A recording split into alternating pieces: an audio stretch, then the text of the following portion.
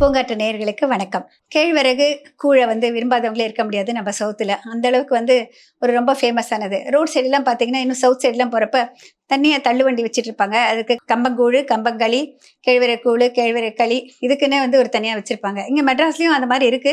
நெறைய பேர் அதுக்கு ஒரு ஃபேனாவே இருக்காங்க. அந்த அளவுக்கு நம்மளுக்கு உள்ளார தாக்கத்த ஏற்படுத்தியிருக்கிற ஒரு கூழ் தான் கேழ்வரகு கூழ். இந்த கேழ்வரகு கூழ் பண்றது ரொம்ப ரொம்ப சுலபம். ஒன்ஸ் பண்ணீங்கன்னாக்க இது ஒரு ரெகுலர் டிஷ் ஆயிடும். எஸ்பெஷலி சம்மர்ல வெயில் காலத்துல நம்ம கம்பு, கேழ்வரகு அடிக்கடி சேர்த்துக்கிறது ரொம்ப நல்லதுங்க. இது எப்படி பண்ண சொல்லிட்டு இப்ப பார்க்கலாங்க. ஒரு கப்பு கிட்டத்தட்ட ஒரு 150 கிராம் கேழ்வரகு மாவு எடுத்துக்கிட்டாக்க 1 டேபிள் ஸ்பூன் அளவுக்கு அரிசியை பச்சரிசியை உடச்சி வச்சிருக்கிற நொய் எடுத்துக்கணும். அதுக்கு தகுந்த அளவு உப்பு, இதுதான் தேவை. இப்போ 1 கப்பு கேழ்வரகு மாவு நான் எடுத்துக்கிட்டு 1 டம்ளர் தண்ணி ஊற்றி கரைச்சி வச்சுருக்கேங்க. இப்போ சாயந்தரம் நம்ம காய்ச்சணுன்னாக்கா காலையிலேயே தண்ணி ஊற்றி கரைச்சி வச்சுக்கணும். இந்த மாதிரி கரைக்கிறப்ப என்ன ஆகும் பார்த்தீங்கன்னாக்கா அது கொஞ்சம் லேசாக புளிச்சு வந்திருக்குங்க. அந்த மாதிரி லேசாக நொதிக்கிறப்போ இதுக்குன்னு சொல்லிட்டு சத்துக்கள் மிக மிக அதிகமாகும். ப்ரோபயோட்டிக் வேல்யூ ரொம்ப அதிகமாகும். இந்த மாதிரி கரைச்சி வச்சிடணும். நம்ம 1 கப்பு கேழ்வரகு மாவுனா கிட்டத்தட்ட ஒரு 4.5 கப் அளவுக்கு தண்ணி தேவைங்க. தண்ணி காஞ்சதும் கொஞ்சம் தண்ணி எடுத்து வச்சிடலாம். சுடு தண்ணியாக எடுத்து வைக்கணும். அதுக்கப்புறமா கொஞ்சம் வெந்த பிறகு நம்ம சேர்த்துக்கலாம். இதில் அரிசி நொய் சேர்த்துக்கலாம். இது சேர்க்குறப்ப நம்மளுக்கு இது நல்லா சேர்ந்து வரும். ஒரு டேஸ்ட் நல்லா கூடுதலாக கொடுக்கும். இது கொஞ்ச நேரம் வேகட்டும். இப்போ தண்ணியில் நல்லா குறைச்சிக்கலாங்க. இதோட இதை இந்த மாதிரி கரைச்சி ஊற்றுறப்போ கட்டி தட்டாமல் இருக்கிறதுக்கு ரொம்ப ஹெல்ப்ஃபுல்லாக இருக்கும். ஊற்றிக்கிட்டே கிளறி விடணும்.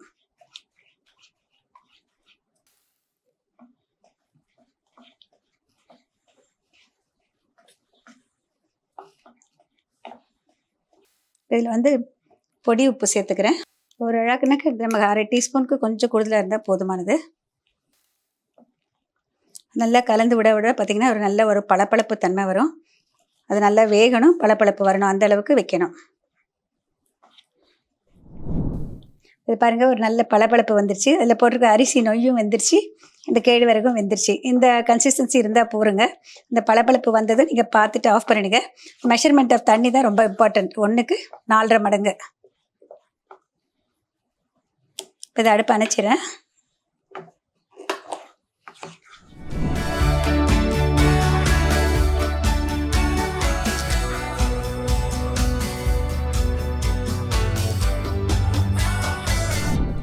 இப்போ தேவையான அளவு வெங்காயம் போட்டுக்கலாம். நல்லா ஆறிய பிறகு, இல்லைன்னா முதல் நாள் செஞ்சு வச்ச பிறகு மறுநாள் காலையில் வெங்காயம், லேசாக புளிச்ச தயிர்,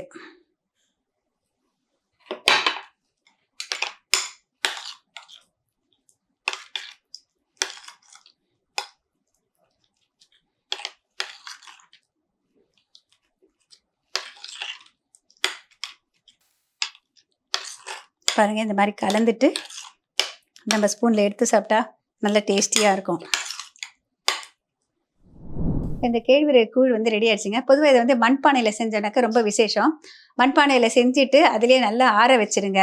அதாவது காலையில் கரைச்சி வச்சுட்டு சாயந்தரம் காய்ச்சிட்டு அதை அப்படியே மூடி வச்சிட்டிங்கன்னா நெக்ஸ்ட் டே மார்னிங் நல்லா ஆறி இருக்கும். அதுக்கு பிறகு அதில் நமக்கு தேவையான அளவு ஒரு கிண்ணத்தை எடுத்துக்கிட்டு கொஞ்சம் வெங்காயம், அதோட லேசாக புளிச்ச தயிர், இதைத்தையும் போட்டு கலந்துட்டு நம்ம ஒரு பவுல் எடுத்துகிட்டு நம்ம ஒரு ஸ்பூன் பை ஸ்பூன் நம்ம சாப்பிட்லாங்க. ரொம்ப ரொம்ப டேஸ்டியாக இருக்கும். இந்த வெயில் காலத்துக்கு நம்மளுக்கு பார்த்திங்கன்னா முக்கியமாக இது வெயில் காலத்துலையும் சாப்பிட்லாம். ஆடி மாதம் வருது பாருங்கள், நல்ல மழை தூரும், லேசான மழை வரும். அந்த டயத்தில் தான் மாரியம்மனுக்கெல்லாம் எங்கள் சேலத்துல எல்லாம் பார்த்திங்கன்னா கூழ் ஊற்றுவாங்க. அந்த கூழ் ஊற்றுறப்ப இந்த முக்கால்வாசி எல்லாருமே கேழ்வரகு கூழ் தான் அதிகம் யூஸ் பண்ணுவாங்க, கொடுப்பாங்க. நம்மளுக்கு நோய் எதிர்ப்பு திறனை கொடுக்கும்.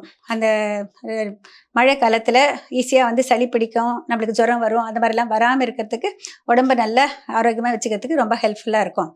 அதோட ப்ரோபயோட்டிக் வேல்யூ, கட் ஹெல்த்தி, நம்மளுக்கு பார்த்திங்கன்னா எந்த விதமாகவும் டைஜஷனில் ப்ராப்ளமே இருக்காது. யாருக்குமே இப்போ எஸ்பெஷலி எல்டர்லி பீப்புள் பார்த்திங்கன்னா உங்களுக்கு கான்ஸ்டிபேஷன் ப்ராப்ளம் இருக்குது, மலச்சிக்கல் இருக்குது அப்படின்னாக்க கேழ்வரகு ரெகுலராக எடுத்துக்கிட்டிங்கனாக்கா மலச்சிக்கல் பிரச்சனையே இருக்காதுங்க. ரொம்ப சீக்கிரமாக வெளித்தள்ளப்படும். அதனால் அது ரொம்ப கட் ஹெல்த்தின்னு சொல்லலாம். இந்த ப்ரோபயோட்டிக் வேல்யூங்கிறப்ப நம்ம லேசாக புளிச்ச தயிர் சேர்க்குறப்போ அதில் நல்லதே செய்யும் நுண்ணுயிர்கள் நிறைய இருக்குது. இதையும் நம்ம நொதிக்க வச்சு கொடுக்குறப்போ அந்த நல்லதே செய்யும் நுண்ணுயிர்கள் நல்ல ட்ரெமெண்டஸாக இன்க்ரீஸ் ஆகும். அதோடு நம்ம வெங்காயம் சேர்த்து இந்த மோரையும் சேர்த்துட்டு நம்ம கலந்துட்டு சாப்பிட்றப்போ நம்மளுக்கு ஜீரண மண்டலத்தில் எந்த விதமான பிரச்சனைகளையும் ஏற்படுத்தாது. ரொம்ப ஹெல்த்தியர் ஃபுட்டு.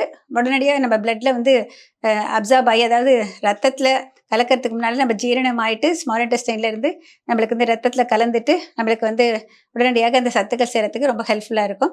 டயபெட்டிஸ் இருக்கிறவங்க அப்படின்னு சொல்லிட்டு பார்த்தீங்கன்னா, பொதுவாக கஞ்சி கூழ் எல்லாம் வந்து டெய்லி சாப்பிடக்கூடாதுங்க. ஒரு லிமிட்டாக தான் சாப்பிட்ணும், அளவுக்கு அதிகமாக சாப்பிடக்கூடாது. ஏன்னா இது வந்து சீக்கிரமாக ஜீரணமாகறதுனால வந்து ரத்தத்தில் வந்து சீக்கிரமாக குளுக்கோஸ் ஏற்றிடும்.